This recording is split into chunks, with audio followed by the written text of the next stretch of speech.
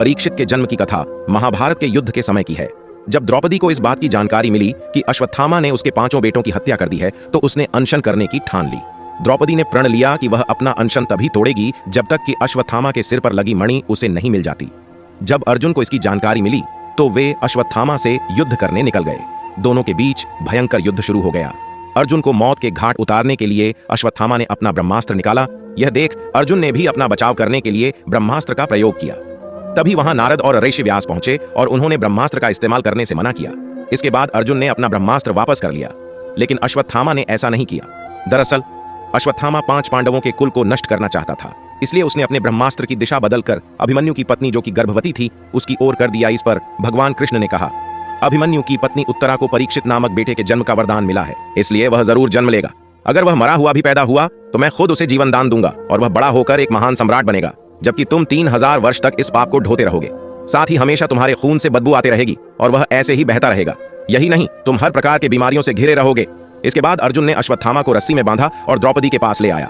अश्वत्थामा की हालत देखकर द्रौपदी को दया आ गई और उसने अर्जुन से उसे छोड़ने की अपील की, मगर भगवान कृष्ण ने ऐसा नहीं होने दिया और उन्होंने अर्जुन को आदेश दिया कि उसके सिर से मणि निकाल ले और द्रौपदी को दे दे। इधर ब्रह्मास्त्र के गर्भ में जाते ही उत्तरा को तेज दर्द होने लगा। यह देख भगवान कृष्ण ने अपना छोटा रूप धारण किया और उत्तरा के गर्भ में दाखिल हो गए। कृष्ण का छोटा रूप एक अंगूठे के बराबर ही था।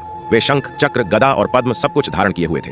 उत्तरा के गर्भ में अश्वत्थामा द्वारा छोड़े गए ब्रह्मास्त्र की आग को शांत कर रहे थे। वहीं गर्भ में पल रहा बालक उन्हें देखकर हैरान था कि मेरी मां के गर्भ में यह कौन घुस गया है। कुछ समय बाद उत्तरा ने अपने बच्चे को जन्म दिया, लेकिन वह मृत पैदा हुआ। यह देख वह रोने लगी। उसने भगवान कृष्ण से कहा, ये नारायण, आपने तो कहा था कि मेरा बेटे पर ब्रह्मास्त्र का असर नहीं होगा और वह जीवित ही पैदा होगा। वह सालों तक अमर होकर राज करेगा, लेकिन यह तो मरा पड़ा है। इसे जीवित करने की कृपा करो प्रभु। उत्तरा की बात सुनकर भगवान कृष्ण तुरंत प्रसूति गृह में प्रवेश किया और कहा, हे पुत्री, तुम दुखी न हो, तुम्हारा बेटा जरूर जीवित होगा। मैंने खुद इसके जीवन की रक्षा की है। इसके बाद कृष्ण भगवान ने मृत बालक पर अमृतमयी नजरें डाली और कहा, अगर मैंने जीवन में कभी झूठ का साथ नहीं दिया है और हमेशा ब्रह्मचर्य के नियमों का पालन किया है, कभी किसी लड़ाई में अपनी पीठ नहीं दिखाई है, न ही कभी अधर्म का साथ दिया है, को अभी इसी समय अभिमन्यु का यह पुत्र जो मरा पड़ा है वह जीवित हो जाए। इतना कहने के बाद कृष्ण ने जब उस मृत बालक पर अपना हाथ डाला तो वह जीवित हो गया और रोने लगा। इसके बाद भगवान कृष्ण ने ब्रह्मास्त्र को वापस ब्रह्मलोक भेज दिया। यह चमत्कार देख सभी स्त्रियां आश्चर्यचकित हो गईं। इसके बाद भगवान कृष्ण ने अभिमन्यु के पुत्र का नाम परीक्षित रखा। इसके पीछे का कारण था कि वह बालक कुरुकुल के नाश होने पर जन्मा था। वहीं जब युधिष्ठिर वापस आए और उन्हें बालक के जन्म के बारे में पता चला तो वे भी खुशी से झूम उठे। इस खुशी में उन्होंने हाथी, घोड़े, अन्न, गाय आदि दान दिए। इसके बाद उन्होंने ज्योतिष को बुलाया और बच्चे के भविष्य की जानकारी ली। इस पर ज्योतिषी ने कहा, यह बालक प्रभु श्री कृष्ण चंद्र का भक्त कहलाएगा। यह एक धर्मी, यशस्वी, पराक्रमी व दानी होगा।